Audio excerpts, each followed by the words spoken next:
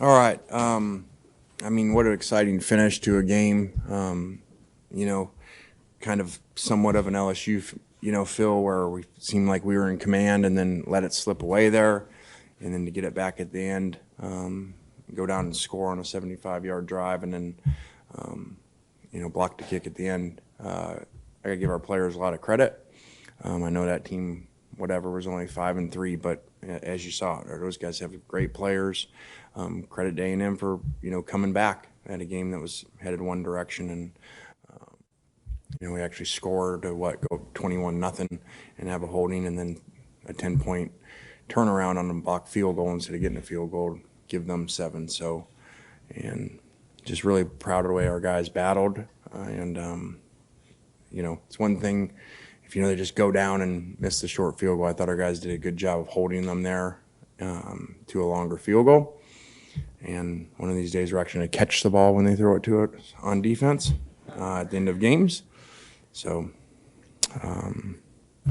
and good play, good push at the end there, and Harris getting the block. Lane, another big day for Jackson Dart, 387 through the air, 2 touchdowns. It's another big day, and just talk about him, if you will.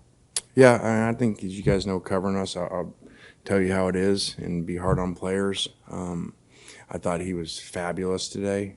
Again, there's statistics in there where that's the best defense in the country. I mean, negative plays, sacks, third down, third in the country. So that's a really hard defense to play that well of a game at quarterback, and and take care of the ball at the same time too, and pitch a shutout that way. And you can see why you got to do all those things, and still it goes down to the wire. So awesome game by him, and obviously Trey showing up today, and that was kind of where we thought, the matchup was that would help us in our favor, because inside obviously people really struggle with them. Is just to let Trey go one-on-one outside, and so that takes Jackson making the throws and Trey making some great plays. Second half looked like their offense had much more success, especially kind of running the ball. Was there anything y'all noticed maybe they changed that y'all saw coming out of halftime? Not really. I think they just made plays, and that's just part of the game. And they got really good linemen, and Max is very competitive and makes crunch plays for them, and an elite receiver, little guy that's hard to tackle. So we did a great job in the return game. I don't think they had a yard of kickoff return and 4 yards of punt return. So we won in that area of special teams. Obviously, giving them the field goal block for a touchdown was huge, because the game seemed to be dramatically going our direction in all areas, both sides of the ball at that point. You mentioned the momentum swings with the holding call that brought back the touchdown. Gaddy has what looks like the game-sealing pick that gets overturned. In those moments, how do you keep your composure and keep focused on the next play? Well, I saw him bobble it. I still celebrated with him, just hoping somehow maybe the officials would, be like, well, if he's that confident and he's celebrating already, we'll just give it to him. So our success with reviews is not real high this year. And Trey had one earlier, that could have ended the game. So, you guys hear me talk about everything happens for a reason. It doesn't seem very good at the time, but, makes you come together and block a field goal to win it. So it gives the special teams a chance to win it. Lane, yet another game where you guys trailed in the fourth quarter, this time kind of late in the fourth quarter, and you come back and win. What does it say about this team, where your program has gotten to? These are games that probably last season may get away from you. This year you're winning all of them. Yeah, I think it says a lot about the team. I'm also like to think I'm the coach that doesn't say, okay, well, they have a field goal to win the game and drive all the way down and miss a chip shot, and I'm going to sit here and say how resilient we are. I really do think our players played really well today, overcame adversity in areas. It's unusual to have a 10-point swing on one play.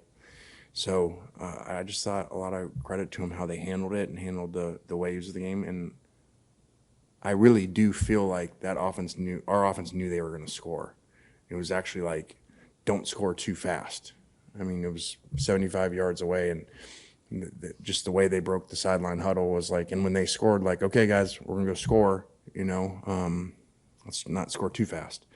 So, even Jackson came off and was like, "We scored too fast." I'm like, "Can you be positive, please?" And then he's like, "They're going to make the kick," and I'm like, "Can you be positive?" So finally, after the game, he goes, "All right, I'll stop being negative." I think he was watching too much Bobby Knight this week about the power of negative thinking. Lane, your defense stopped Texas A&M 4 straight times, forced 4 consecutive punts in the first half, but then didn't force another punt the rest of the game. What exactly happened there? Well, you're not exactly positive. I mean, you can go hang out with Jackson. I mean, guys, those are really good players and a really good running back and a good offensive line, and so they moved the ball on us. And we played a really good first half, and then we broke some on defense there. And I think it sounds like you can get a little bit spoiled with the way that we were playing defense against not upper echelon offenses the last few weeks. See, that's a positive way of saying that. So this was a more skilled offense than we've faced the last few weeks. And so they're going to make some plays. Lane, can you walk us through the blocked kick from your perspective? How did you see that unfold? I was just trying to mess with their kicker. So you can't call back-to-back timeouts anymore. You used to be able to. And so I kind of pretended and said to the ref right in front of the kicker, like, "I got one more timeout." And then I stood by the line judge there like this, like trying to get the kicker's attention, just to mess with him and whistling, to draw his attention. I don't know that worked because the kick was probably going right down the middle if we didn't block it. So, but that's what I was doing. I really didn't even watch the end of the kick. I watched the end. I didn't watch the beginning of the kick. I was pretending I was calling timeout. Ladarius Tennyson seemed like he got a lot more snaps today. He was flying all over the field. What can you say about his performance today? Yeah, he was great, especially first half, making big plays and showing some speed out there to catch really elite fast players that they have. And so he's one of our favorite guys, and just the way that he plays, regardless of how many snaps he plays, is the same. We were told that Ashim Young's no longer on the team. Can you confirm that? And how do you feel about your depth in the secondary moving forward? Well, guys stepped up. Ashim's not part of our program, and we wish him the best. And, just trying to get the guys ready that are here. Lane, can you take us through that? I think it was in the second quarter where Jordan Watkins looked like completely uncovered. What happened on that play?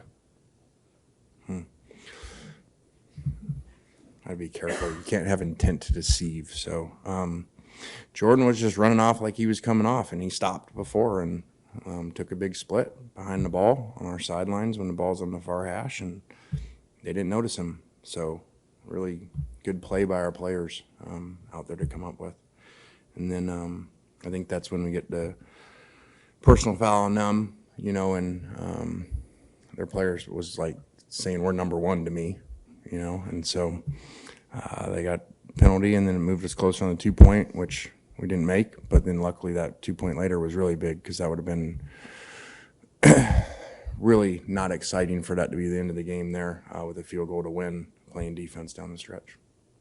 We'll take questions up top. Coach, it seemed no matter if it was a questionable call, a big play, or just the end of the game, you were showing a lot of emotion out there today, really excited at a lot of points in the game. Just take me through how excited are you for your team to be able to get to 8-1 and go to Georgia next week?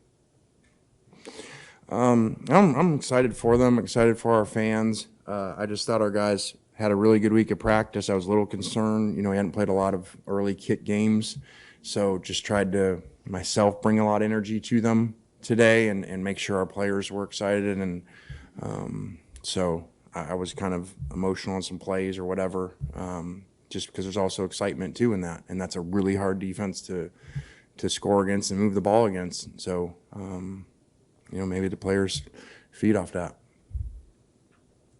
Lane, you might have had some fans a little nervous in this game, but can you talk about just how difficult it really is in the SEC to go 8-1 and week in and week out play these tough games and tough opponents? Yeah, I told them like the cardiac kids or something, the way that our players play and take it down to the wire in these games.